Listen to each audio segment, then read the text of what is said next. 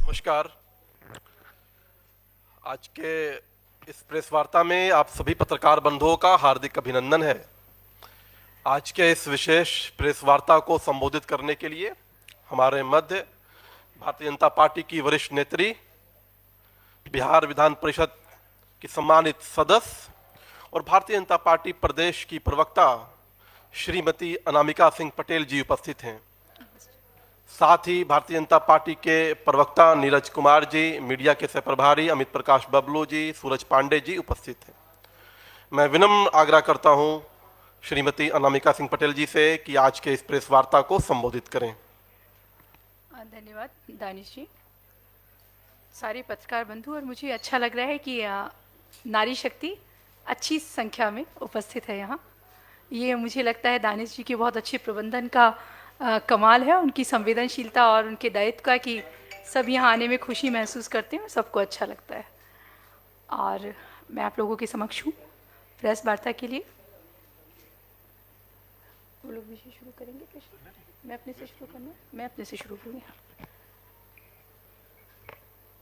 देखिए, देश में लोकसभा के जो चुनाव हैं राजनीतिक परिदृश्य में, उसमें जो हम बिहार की बात करते हैं, तो जो मीडिया का जिस पे अधिकांश समय ध्यान होता है, और मुझे लगता है कई बार लोग इस तरह की बेतुकी बातें इसलिए करते हैं, मैं तेजस्वी यादव जी के बारे में बात कर रही हूँ, वो हमेशा बेतुकी बातें करते हैं कि मीडिया उनकी तरफ ध्यान दे, और उन्हें लगता है कि वो एक थोड़ा सा एक उनके व्यक्तित्व का भी पतन है और उसकी गिरावट है। और साथ में होता क्या है कि उनकी ऊटपटांग चीज़ों की तरफ मीडिया भी ध्यान दे देता है, क्योंकि मीडिया को कई बार कुछ चीज़ें चाहिए होती हैं। तो मुझे लगता है कि उनके पास किसी भी तरह की कोई व्यक्तिगत तौर पर, नैतिक तौर पर, राजनीतिक तौर पर और समझ के तौर पर ऐसी योग्यता नहीं है कि वो किसी तरह का प्रश्न खड़ा कर सकें, खासकर आदरणीय प्रधानमंत्री नरेंद्र मोदी जी के विषय में, या भारतीय जनता पार्टी के विषय में, या एनडीए गठबंधन के विषय में। क्योंकि मुझे लगता है कि आप में से हर एक व्यक्ति उस दौर का गवाह होगा, या तो अपने लोगों से सुना होगा, नई पीढ़ी के लोगों ने, या लोगों ने भोगा होगा उस समय को, जब कहने में बहुत आसान सा लगता है एक शब्द जंगल राज, यह सुनने में बहुत आसान लगता है कि महिलाएं उस समय असुरक्षित थी, पर वो किस कदर असुरक्षित थी और कैसा जीवन जीती थी, आप में से हर एक व्यक्ति इस विषय में जानता है। तो मेरा आप लोगों से आग्रह है कि पत्रकार होने के अलावा एक बुद्धिजीवी, चेतन और जिम्मेदार देश के नागरिक होने के लिए भी आप लोग इस तरह के व्यक्ति जो हैं, तेजस्वी जी जो हैं, उनके बेतुके और अनर्गल बयानों पे ध्यान देने की बजाय मुझे लगता है उनसे प्रश्न पूछने की आवश्यकता है। उनसे प्रश्न पूछने की आवश्यकता है कि क्या उन्हें कोई नैतिक अधिकार है कि वो किसी भी विषय पर बोल सकें। राजनीति से इतर बात करते हैं, क्या व्यक्ति के तौर पर उन्हें कोई नैतिक अधिकार है, वो बोल सकते हैं? इतने बुद्धिजीवी और कर्मठ पत्रकार यहाँ बैठे हुए हैं, और आप में से हर एक जानता है कि बिहार उर्वरता की, कर्मठता की और प्रतिभा की भूमि है। जहां का व्यवसाय आईएएस, पीसीएस और डॉक्टर होने चाहिए थे, उनके पिताजी के समय में जहां अपहरण एक उद्योग बना दिया गया था और रंगदारी, वो व्यक्ति बात करेगा?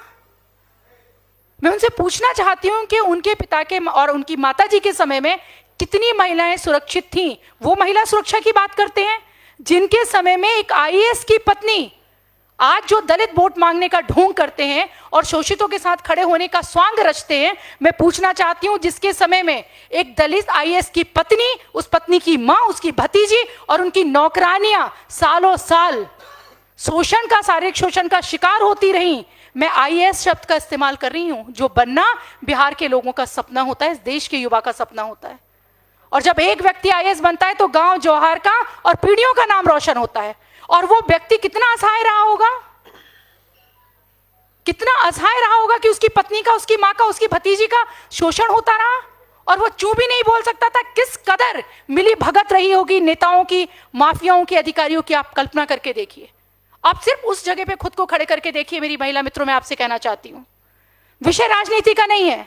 हम अटल जी के कार्यकर्ता हैं। भारतीय जनता पार्टी के लिए सरकारें रहे ना रहे, ये राष्ट्र, ये समाज और व्यक्तित्व रहना चाहिए। उस विषय पे हम बात करना चाहते हैं। क्या बिहार के युवाओं को एक ऐसा व्यक्ति मंजूर है कि हमारी बहनों को, आप लोग पत्रकार हैं, एक व्यक्ति मंजूर है जिसके समय में आईएएस की पत्नी सुरक्षित ना हो? तो आपकी और मेरा तो फिर विषय ही नहीं हो सकता। कितने सारे विधायक थे जो उस समय जिनकी हत्या कर दी गई, जहां जनप्रतिनिधि सुरक्षित नहीं, आईएएस की पत्नी सुरक्षित नहीं, उसका परिवार सुरक्षित नहीं। और अगर उनके सिर फिरे सालों का मन कर जाए या उनके समय के जो बड़े बड़े गुंडे हैं उनका मन कर जाए, तो फिर घटित होगा कोई शिल्पी गौतम कांड। पढ़ा होगा आप लोगों ने शिल्पी गौतम कांड। उनके यहां सुरक्षित है, उनकी हवाई जहाज से सिंगापुर से बिहार की धरती पर उतरी हुई बहन। उनके लिए महिला उत्थान का अर्थ है अपने घर की बेटियों को टिकट देना, राज्यसभा भेजना, सदन में भेजना, उन्हें नेता बनाना, उन्हें स्थापित करना। मुझे लगता है सिर्फ भारतीय जनता पार्टी और एनडीए गठबंधन का विषय नहीं है, विषय बिहार के भविष्य का है। हम लोग, आप भी पत्रकार लोग, आप एक चौथा स्तंभ है, साथ ही साथ बहुत बुद्धिजीवी और चैतन्य लोग हैं। आप बिहार को कैसा देखना चाहते हैं? मैं तो उनसे एक बात और कहना चाहती हूं, महिलाओं की सुरक्षा के इतर वो जाति की बात करते हैं ना, वो करें जाति पर बात, स्वागत है, साधुवाद है, बशर्त कि वो जाति के लिए ही ईमानदार हों। मुझे बताएं कि उनके आने के बाद जाति विशेष के जिसके वोटों पर भावुक अपील करके वो सत्ता में आते हैं, उसके कितने लोगों को उन्होंने आईएएस, पीसीएस, डॉक्टर, इंजीनियर बनने के लिए प्रेरित किया? उनके पिता ने तो यही सिखाया ना कि लाठी में तेल पिला के तैयार रहिए। अपने बेटों को भी उन्हें यही सिखाना था कि आप भी लाठी में तेल पिलाइए, बेटियों को भी यही सिखाना था। उन्हें सिंगापुर में नहीं बिहाना था, उन्हें हरियाणा के बड़े परिवारों में नहीं बिहाना था। मेरे साथियों, मैं बार बार एक बात कहना चाहती हूं, सरकारें बन जाएंगी, आएंगी, जाएंगी, पर आने वाले समय में बिहार कैसा होगा? आप में से अधिकांश की इच्छा होगी, पत्रकार भी यहां बैठे हुए हैं, कि एक मौका मिले और आप दिल्ली चले जाएं, पुणे चले जाएं, बेंगलोर चले जाएं। इसके लिए जिम्मेदार कौन है? इसके लिए जिम्मेदार, बहुत मजबूती और जिम्मेदारी से कहना चाहती हूं, सिर्फ और सिर्फ लालू जी का परिवार और उनकी मानसिकता, उनकी प्रकृति, प्रवृत्ति है।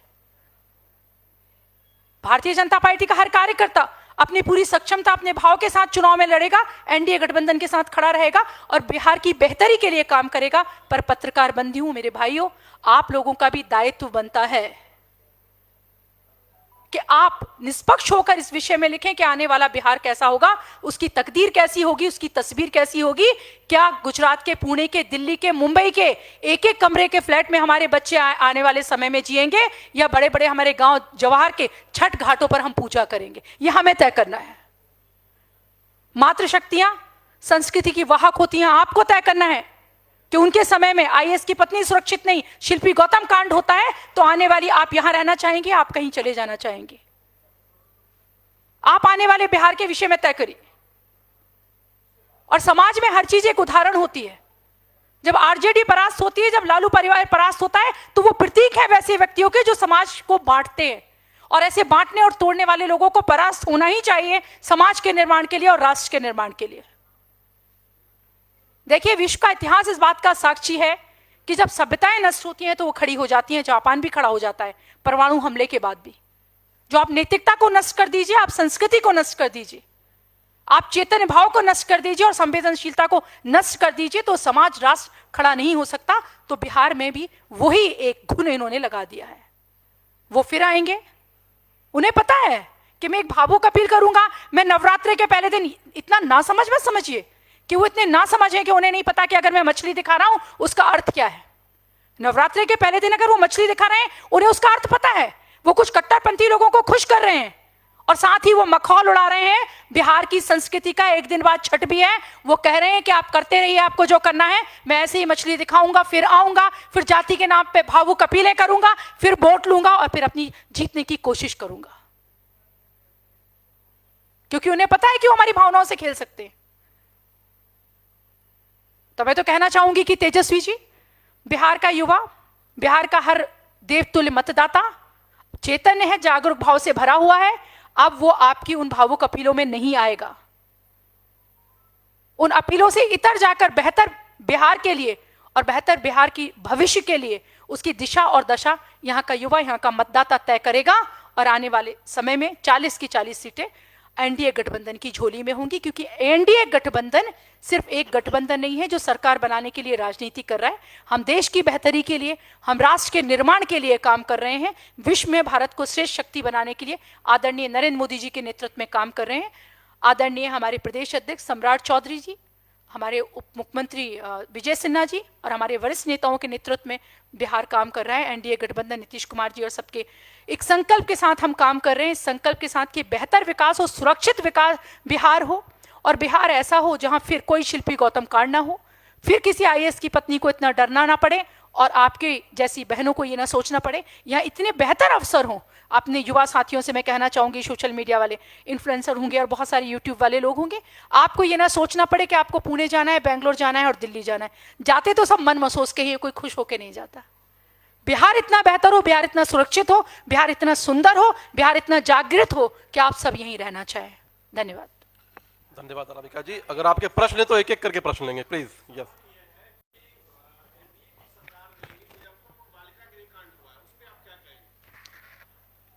देखिए, आपने मुजफ्फरपुर बालिका गृह कांड की बात की। एनडीए के समय में हुआ, उसमें बहुत निष्पक्ष तरीके से जांच भी हुई और मुझे लगता है अभी भी उसमें जो चीज़ें होंगी जो बेहतर होगा और जहाँ भी गलतियाँ होंगी उन सारी चीज़ों को हमेशा एनडीए की सरकार कहीं भी हो, अगर किसी तरह की कोई भी घटना होती है तो बहुत ही जिम्मेदारी और बहुत ही मजबूती के साथ उसके विषय में बात की जाती है और जांच की जाती है।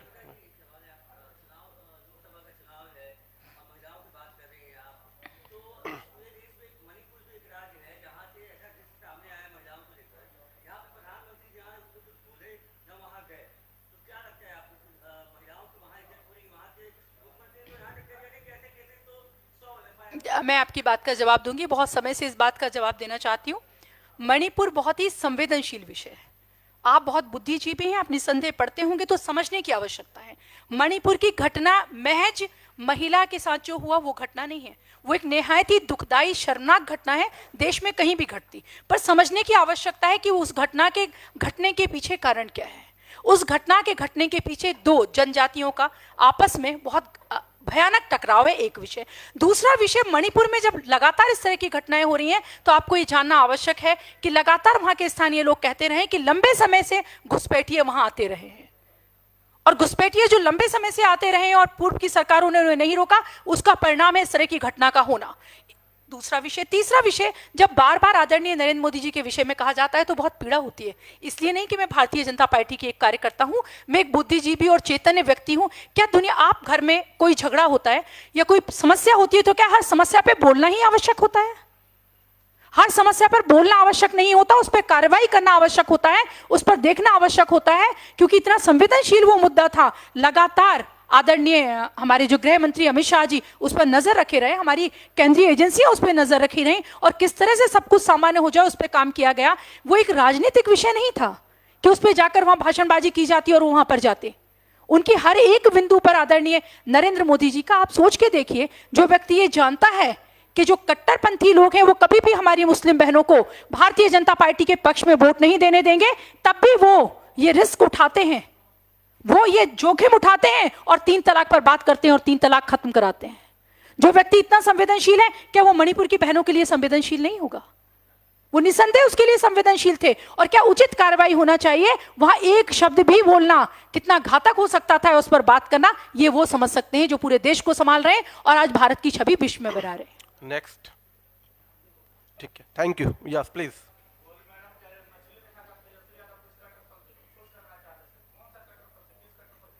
निसंदेह वैसे लोग जिन्हें उन्हें लगता है कि उन्हें खुश करके, उन लोगों को तुष्टीकरण करके और उन्हें खुश करके वो ये बताना चाहते हैं कि मैं और आज ऐसा पहली बार नहीं हुआ है, मेरी बात पूरी होने दें, ऐसा पहली बार नहीं हुआ है। उनके यहाँ के विधायक सरस्वती माँ के बारे में किस तरह से बोलते रहे, दुर्गा माँ के बारे में किस तरह से बोलते रहे, तो ये एक सोची समझी मानसिकता है और तुष्टीकरण का तरीका है, क्योंकि उन्हें पता है कि उनके पास कोई भी मुद्दा नहीं है विकास का। वो इसी तरह की भावुक चीजें करके, तुष्टीकरण की चीजें करके लोगों को अपील करके अपने पक्ष में खड़ा कर सकते हैं। चलिए, बहुत बहुत धन्यवाद, थैंक यू।